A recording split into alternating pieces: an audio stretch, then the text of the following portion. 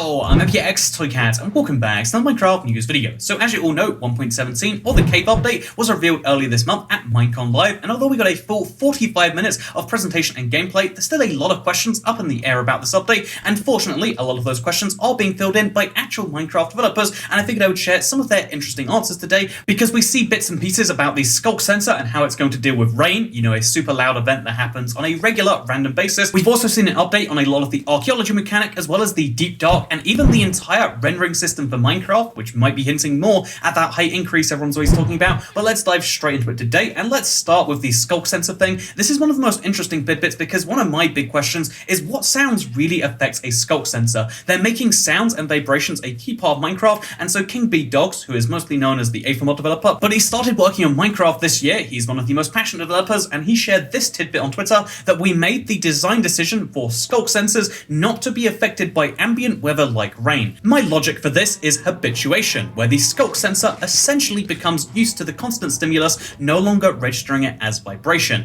And so here you can see there is a sculk sensor that is not outputting a redstone signal, because even though there's a lot of noise, once the noise starts, it becomes something it becomes used to. And basically this is a gameplay decision to not make rain break redstone, which I think is really smart. Natural disasters are something they've repeatedly said they do not want to be a part of Minecraft, and if redstone did not work, any form of wireless redstone did not work during the rain, it would make it less reliable, and it would kind of defeat the point. Maybe it'd be fun to work around it, but in general, they try not to break people's designs, and I kind of like that. So, interesting enough, in case you're curious as to why a redstone block looks like this, it's so different to every other redstone block we've seen. King B Dogs also responded to Q Magnet, who asked, I'm just kind of uncomfortable with all of the mechanical redstone looking blocks, people slamming on that symbiote thing, or in other words, wondering why it is that we have biological redstone, which is very different to what we've seen before. And King B Dogs says, this is personally why I'm excited for these sculk sensors. I designed them like this as a way to bring together adventure-focused players with engineers. When adventurers find sculk in the deep dark, it might make them more curious about redstone in general, and that is entirely true. Again, as someone who is very much on the heavy, building and adventuring side of Minecraft, I like redstone as an idea, but it's such a complex world, and people are very down your throat when you do it wrong, so it's like, whoa, let's just have fun in this game, shall we? As someone who's on that side of things, I would love to play around with the sculk sensors, and I'm sure there's a lot of people, the overwhelming majority of redstone people who play Minecraft are probably open to seeing people play around with that stuff, and there's a whole new mechanic everyone can play around together, and that's something I'm excited about. There is a small minority of people who are always attacking you for doing something wrong or inefficiently, but I'm sure most people understand that that's not really what redstone's all about. But while we're on the subject, we had one other interesting response from King B Dogs, and this is hugely interesting because it sounds like the deep dark was kind of his invention. The sculk sensor is something he deliberately designed as a way to bring redstone and adventure together, and so someone tweets him with some screenshots of him talking over that, and he says, is this the biome the warden was shown in, really the deep dark? That took my brain a second to wrap around. I'm assuming English is not their first language. But in response, King B Dog says, yes, this is the deep dark, i.e. the trailer footage that they showed and that you're now seeing. This is the deep dark biome, but it's an incredibly emphasized early look at it. It's unlikely it will look even remotely like the video in the final release. So there are a few key things they're likely going to keep. I mean, the stone, the sculk sensors, and the warden are the key things we've seen repeatedly mentioned, and those are the key features, whereas the deep dark as a biome, a cave biome, is likely something that's going to change. In the trailer, you saw how once he ran out of the cave, it was really easy to find this deep dark from the other cave systems. I imagine if we're going to be seeing changes, we don't know what they are, there's going to be a lot of them between now and release. I imagine one of the clear, easy ones would be yeah, you want to make this thing harder to find, because, if it can't be too deep down because we're not lowering the height limit, then otherwise you've got to make it harder to find by just mining into it with the hardened stone or something along those lines. That's how I would personally balance it. But again, there's lots of ideas rolling around the Mojang team. Just keep in mind that the trailer you saw is not final. Obviously, this was just kind of our first peek at the cave update, and that makes it even more incredible that all these features were just early demos. They're not even the finished parts of it. There is a lot to come in this update that we haven't heard about, but also some of the things we have seen are being worked on, and here is an example. This is a correction to a previous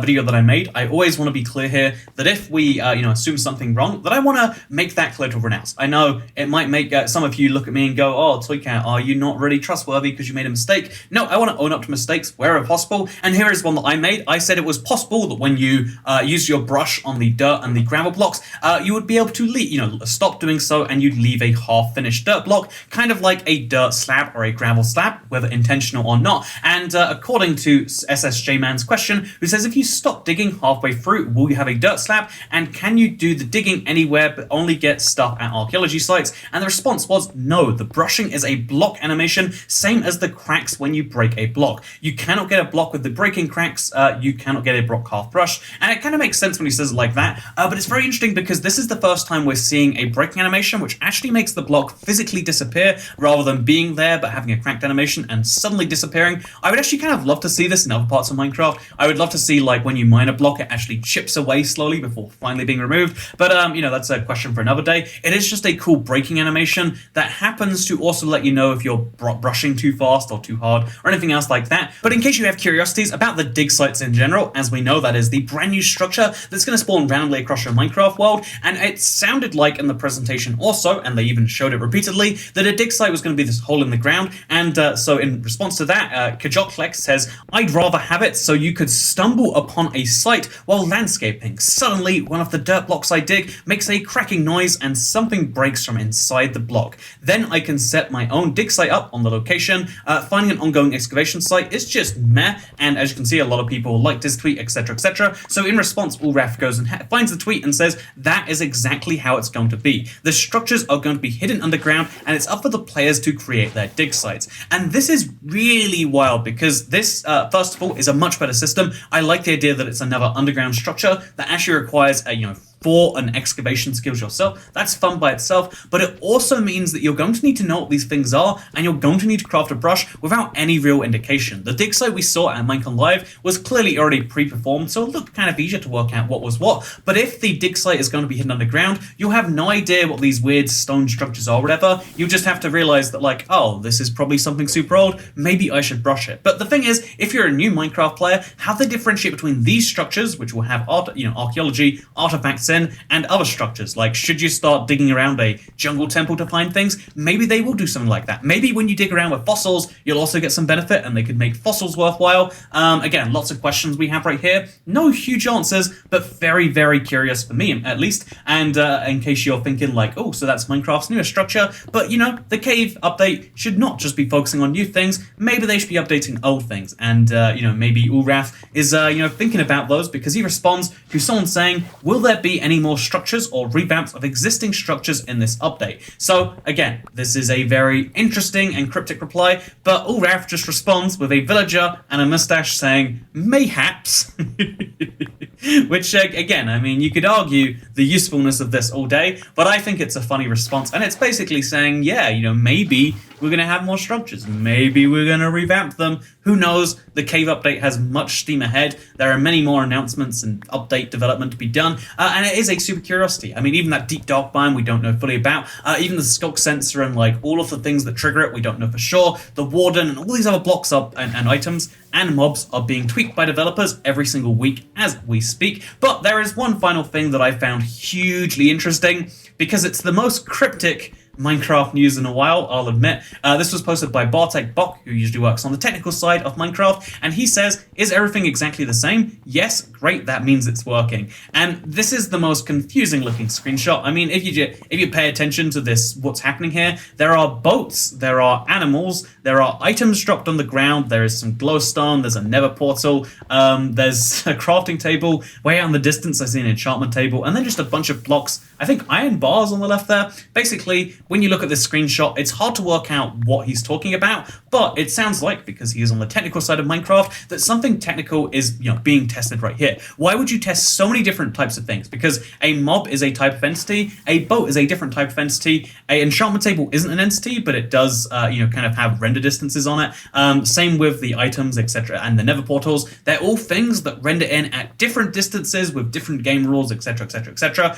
Light levels, all these sorts of things are different things that you might want to test if you're testing, say, the entire rendering engine of Minecraft. So again, we can't be entirely sure because this is a very cryptic hint, but it sounds like they're working on some form of new type of rendering. That might not mean that they're doing whole new chunks that are going way high into the sky. I mean, we can't see the height level here, it's literally flat, so we don't know for sure if that is even on the roadmap or whatever, but it sounds like at the very least they're trying to work on performance improvements. And if they're working on performance improvements, you know, one of the most popular ways they could take that is into increasing the peaks. But we don't know that for sure right now. A lot of people have speculated and gone all the way out there that it's something to do with cubic chunks, and they're going to be doing a bunch of stuff to the sky and bringing the height limit down. We don't know that one for sure right now, as much as I would like for that to be true. Again, I would love to be, saying in a week from now, hey, it turns out that I am wrong, and even though we hadn't seen confirmation, they were secretly working on increasing the height limit. But what I'm saying right now is we don't know. I would like to know. It would be great if we know, but do we know? No, we don't know. That is, the only things we know is that we don't know that we know. And the other thing I would say about knowing is that you don't know until you know, you know? Anyway, thank you very much for watching this video. I hope you all enjoyed. If you liked it, you can like it and let me know. You can share it if you really liked it, and you can subscribe if you're new around here, because I make videos like this one every single day on my channel. Thank you for watching it, and I'll see you next time. Goodbye.